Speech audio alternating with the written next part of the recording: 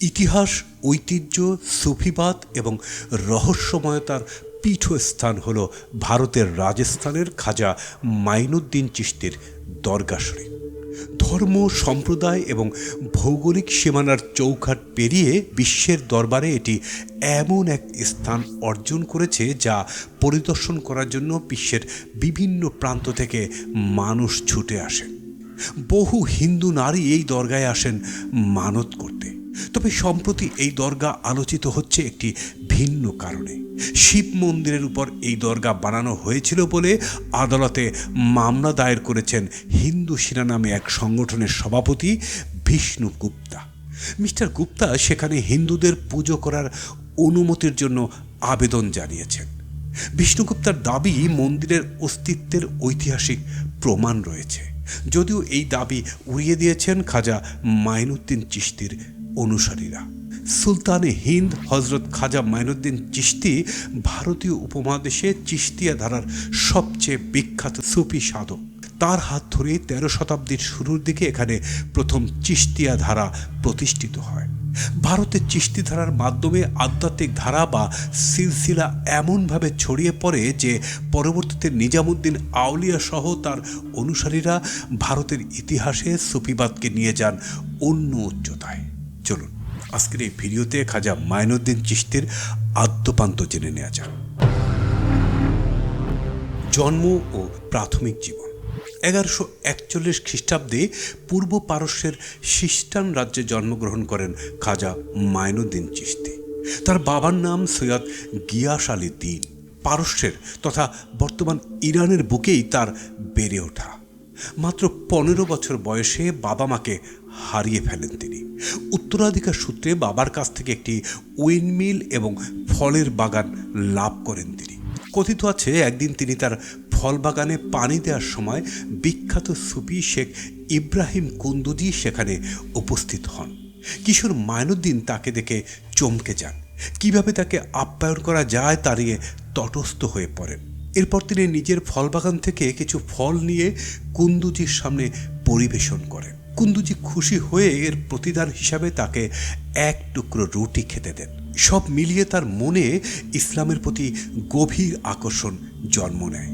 তিনি তার যাবতীয় সম্পত্তি দরিদ্রদের মাঝে বিলিয়ে দিয়ে সংসারের মায়া ত্যাগ করে জ্ঞানার্জন এবং উচ্চশিক্ষার উদ্দেশ্যে বুখারায় পাড়ি জমান। গরিবদের প্রতি তার অসীম মমতা ছিল। সবসময় তাদের সাহায্যে এগিয়ে আসতেন তিনি। এই কারণেই তাকে গরিবে নওয়াজ বলে ডাকা হয়। বুখারা আর সমরখন্দে বিভিন্ন ওয়াজ মাহফিলে অংশগ্রহণ করে সেই সময়কার বিশিষ্ট পণ্ডিতদের কাছ থেকে ধর্মীয় শিক্ষা লাভ করেন খাজা মাইনুদ্দিন। ইরাক যাওয়ার পথে খাজা মাইনুদ্দিন চিশতি বোখারা থেকে আগে নিশাপুরে আসেন। সেখানে চিশতিয়া তরিকার অপর প্রসিদ্ধ সুফি সাধক খাজা উসমান হারুনির সংস্পর্শে আসেন খাজা মাইনুদ্দিন। তার নিকট শিষ্যত্ব গ্রহণ করে তার মুরিদের দলে যোগ দেন তিনি। প্রায় 20 বছর ধরে খাজা উসমানের সেবায় একাগ্রভাবে নিয়োজিত থাকা মাইনুদ্দিনকে খেলাফত প্রদান করেন তার গুরু। এই দীর্ঘ সময়ে দলের সাথে দেশ থেকে দেশে ঘুরে বেড়ান তিনি। দলের বাইরে একাকীও বেশ কিছু জায়গা পরিদর্শনকালে তার সাথে দেখা হয় বিশিষ্ট সব সুন্নি বিশেষজ্ঞ, পণ্ডিত ও দার্শনিকদের। তাদের মধ্যে ছিলেন বরপীর আব্দুল কাদের জিলানি, নাজমুদ্দিন কুবরা, আবদাল কাহির সোহরাওয়ার্দী, আবু সাইদ তাবরিজি প্রমুখ। বরপীর হিসাবে সুপরিচিত আব্দুল কাদের জিলানির সাথে তার সম্পর্ক এতই ভালো ছিল যে কিছু কিছু জায়গায় খাজা মাইনুদ্দিনকে তার ভাগ্নে বলেও উল্লেখ করা হয়েছে। তার জীবনীতে বর্ণিত আছে ইরাকের বাগদাদে আব্দুল কাদের জিলানির সহচর্যে 57 দিন অবস্থান করেন তিনি। এই সময় জিলানি তাকে উদ্দেশ্য করে বলেন, ইরাকের দায়িত্ব শেখ শিহাবুদ্দিন সোহরাওয়ার্দীকে আর হিন্দুস্তানের দায়িত্ব আপনাকে দেয়া হলো। সেই সময় Baghdad, Tabriz, Isfahan, Balkh, Ghazni, Astarabad সহ মুসলিম সংস্কৃতির প্রায় সব বিশাল কেন্দ্রেই তিনি পরিদর্শন করেন, যার ফলে তার জ্ঞান ভাণ্ডারে মধ্যযুগীয় মুসলিম জীবনের প্রায় সব তথ্যই সন্নিবেশিত হয়। ভারতে আগমন এবং চিশতি তরিকার প্রতিষ্ঠা। ত্রয়োদশ শতাব্দীর শুরুর দিকে তিনি ভারতের উদ্দেশ্যে যাত্রা শুরু করেন। লাহোর থেকে সোজা আজমিরের পথে পা বাড়ান তিনি। আজমিরে এসে তিনি বিয়ে করেন। সপ্তদশ শতাব্দীর ঐতিহাসিক আবদাল দিহলাইয়ের মতে খাজা মাইনুদ্দিনের দুইজন স্ত্রী ছিলেন।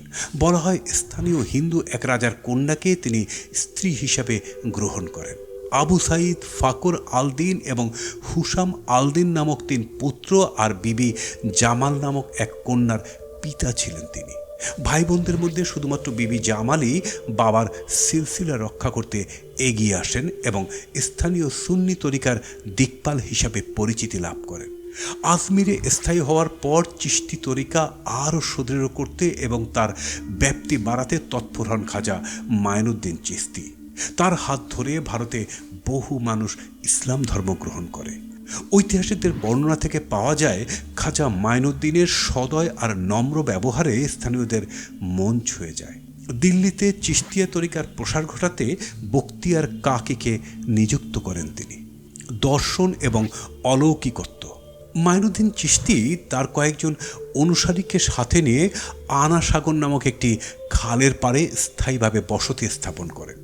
মহান এই সুফি সাধকের অনুসারীরা সেখান থেকে পানি সংগ্রহ করতেন, মাছ ধরতেন আর মাঝে মধ্যে আনা সাগরের পাড়ে গরু জবাই করে খাওয়ার ব্যবস্থা করতেন। সেই সময় ভারতবর্ষের শাসক ছিলেন পৃথ্বীরাজ চৌহান। ইসলাম প্রচারের জন্য বাগদাদ থেকে হিন্দুস্থানে চলে এসেছেন বলে এমনিতেই তার উপর কিছুটা রুষ্ট ছিলেন রাজা। কাজেই আনা সাগরের পাড়ে অবস্থিত মন্দিরের পুরোহিতরা যখন এমন অধর্মের বিরুদ্ধে রাজার কাছে নালিশ জানালেন, তাৎক্ষণিকভাবে চিশতিকে তার অনুসারীদের নিয়ে চলে যেতে বললেন রাজা। সুফি সাধকরা হিন্দুস্তানের ধর্মীয় অনুভূতিতে আঘাত এনেছে এমন কথা প্রচার হয়ে গেল চারদিকে।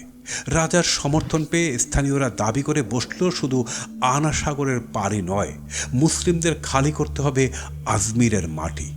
আজমির ছাড়ার এই হুকুমে কিছুটা নাখোশ হন মাইনুদ্দিন চিশতি। আনা সাগরের পাড় ঘিরে ছিল বেশ কিছু মন্দির। সেসব মন্দিরের পুরোহিতরা খাজা মাইনুদ্দিনকে মেরে ফেলার উদ্দেশ্যে আক্রমণ চালান বলে জানা যায়।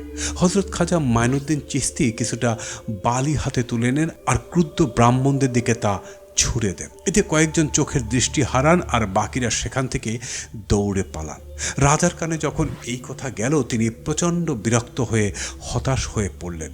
মুসলিম ফকির এবং তার অনুসারীদের বিরুদ্ধে কঠোর এক সিদ্ধান্ত নেন তিনি। ব্রাহ্মণদের অনুরোধে তাদের জন্য আনা সাগরের পানি ব্যবহার নিষিদ্ধ ঘোষণা করা হয়। পৃথ্বীরাজ চৌহান তার সেনাবাহিনীকে কঠোর নির্দেশ দিয়ে দেন, মুসলিমরা কেউ যেন আনা সাগরের পানি স্পর্শ করতে না পারে। খাজা মাইনুদ্দিনের অনুসারীরা আনা সাগরে পানি নিতে এসে দেখেন চারপাশে রাজার সৈন্যরা দাঁড়িয়ে রয়েছে। তারা পানি নিতে গেলে তাদেরকে বাধা দেয় সৈন্যরা। অনুসারীরা ভীত সন্ত্রস্ত হয়ে খাজা মাইনুদ্দিনের কাছে ফিরে আসেন খালি পানির পাত্র নিয়ে। সব শুনিয়ে প্রচণ্ড কষ্ট পান হযরত মাইনুদ্দিন চিশতি। তিনি নিজে কুজা নিয়ে বেরিয়ে পড়েন আনা সাগরের উদ্দেশ্যে। খাজা মাইনুদ্দিন আনা সাগরে পৌঁছাতেই রাজার এক সৈন্য তাকে পানি নিতে বাধা দেয়। হযরত মাইনুদ্দিন চিশতি তার মুখের দিকে দৈব চোখে তাকিয়েছিলেন। সৈন্যটি তার রাগত মুখের দিকে বেশিক্ষণ তাকিয়ে থাকতে পারল না। বিচলিত হয়ে বেহুশ সৈন্যটি মাটিতে গড়িয়ে পড়ল। তার হাত থেকে তলোয়ার ছিটকে পড়ল। হযরত খাজা মাইনুদ্দিন চিশতি তখন কুচায় করে আজমির শহরের সব পানি বয়ে আনেন। আকস্মিক এই পানি শূন্যতা নজরে পড়ে পৃথ্বীরাজ চৌহানেরও। আতঙ্কিত হয়ে পড়ে নগরবাসী। এই অলৌকিক ঘটনায় তাদের মানসিকতায় বেশ বড় ধরনের পরিবর্তন আসে। খাজা মাইনুদ্দিনকে তারা আল্লাহর ওলি বলে মেনে নেয়। কাজে তার হাত ধরে বিশাল সংখ্যক মানুষ ইসলাম ধর্ম গ্রহণ করে। এভাবেই খাজা মাইনুদ্দিন চিশতি তার অলৌকিক কারিশমা দিয়ে সবার মন জয় করে নেন। যদিও এই ঘটনার তেমন কোনো ঐতিহাসিক প্রমাণ খুঁজে পাওয়া যায় না। মৃত্যু 1236 সালে বৃদ্ধ খাজা মাইনুদ্দিন চিশতি একবার নামাজ পড়তে তার ঘরে ঢোকেন। অনুসারীদের তিনি বলে যান কেউ যেন তার ঘরে প্রবেশ না করে বা ঘরের দরজা না খোলে। কিন্তু 6 দিন পরও যখন তিনি ঘর থেকে বের হলেন না কিংবা মুরিদদের শত ডাকের কোনো উত্তর দিলেন না, তখন তারা দরজা ভেঙে ঘরে প্রবেশ করে খাজা মাইনুদ্দিনের মৃতদেহ উদ্ধার করে। এই কারণেই প্রতি বছর আজমির শরীফে 1 রজব থেকে 6 রজব টানা 6 দিন ব্যাপী তার মৃত্যুবার্ষিকী বা ওরস পালিত হয়। মৃত্যুকালে তার বয়স হয়েছিল 97 বছর। ভিউয়ার্স, ভিডিওটি সম্পর্কে কোনো মতামত থাকলে কমেন্টস করে জানিয়ে দেবেন, আর ভিডিওটি ভালো লাগলে শেয়ার করে দেবেন। ধন্যবাদ।